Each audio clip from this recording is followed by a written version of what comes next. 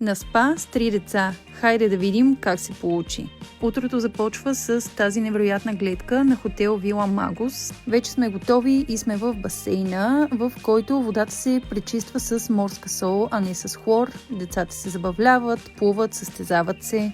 След като прекарах доста време в басейна, дойде ред и на мама и тати да отделят време за себе си и докато единият беше с децата, другия ползваше парната баня, сауната и така успяхме и ние също да усетим лукса на почивката. След времето, което отделихме за нас двамата, се отправихме и към столната стая, която за сигурност стана едно от най-любимите неща в хотела на децата.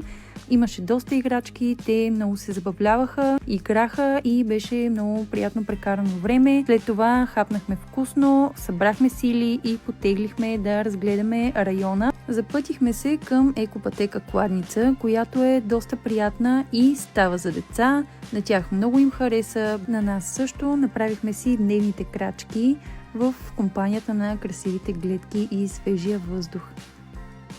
След хубавата разходка дойде време и на вечерята. Беше много вкусна.